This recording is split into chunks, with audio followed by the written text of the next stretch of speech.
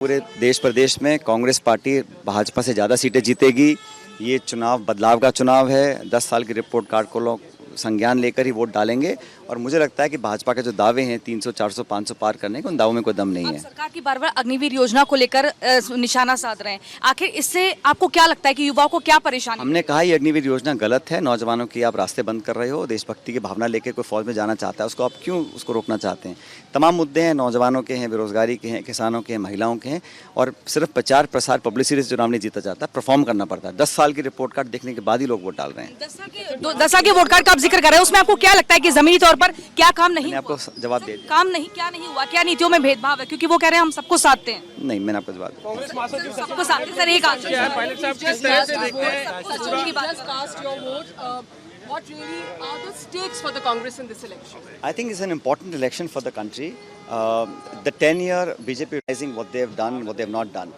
So this 10-year report card is, I think, the biggest issue.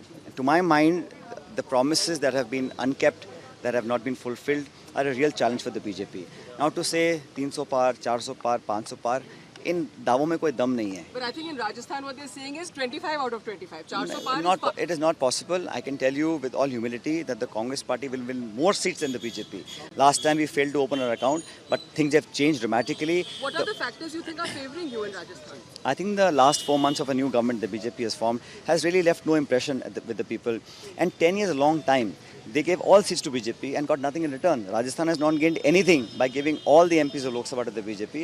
There's a change. Our candidates are better. Our campaign is much more rigorous. Our workers are more enthused. And there's a yearning for change across India and more so in Rajasthan. I think आप जो कह रहे हैं वो एक important point है जो आप कह रहे हैं कि जो भजन लाल सरकार है कहीं ना कहीं उनके लिए भी आपको लग रहा है ये लिटमस टेस्ट है। भाई सरकार को बने सिर्फ 4 महीने हुए हैं।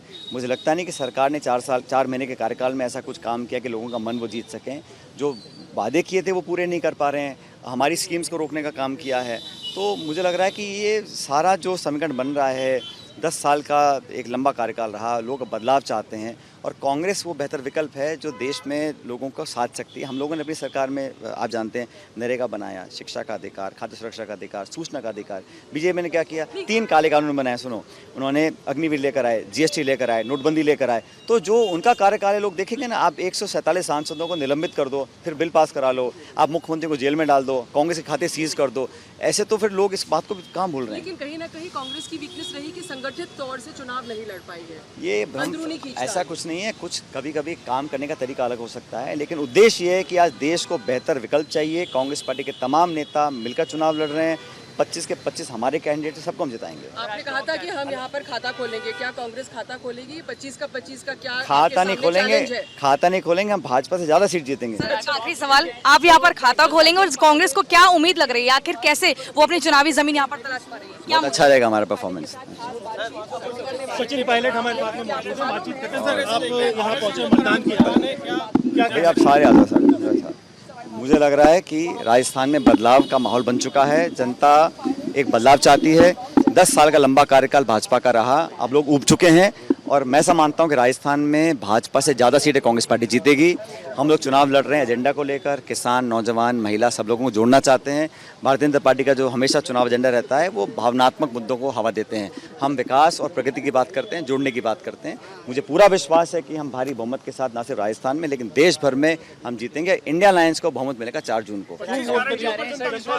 तो ये सचिन पायलट जो लगातार ये बता रहे हैं कि इस बार खाता भी खुलेगा और इस बार सीटें भी जीतेंगे। हालांकि 2014 और 2019 की हम बात करें तो लगातार पहले बीजेपी ने अपने दम पर और फिर एनडीए ने 25 सीटों पर जीत दर्ज की है और इस बार भी भाजपा का ये दावा है कि वो 25 सीटों पर जीत दर्ज करेगी। लेकिन अगर कांग्रेस की बात करें तो कांग्रेस की तरफ से कहा जा रहा है कि इस बार उम्मीद है कि खाता भी खुलेगा, क्योंकि इस बार नौजवानों के मुद्दे उठाए जा रहे हैं, किसानों के मुद्दे उठाए जा रहे हैं और एक बदलाव की मांग राजस्थान की जनता कर रहे हैं। वीडियो जर्नलिस्ट इरफान के साथ प्रियंका शर्मा, जयपुर से, रिपब्लिक भारत के लिए।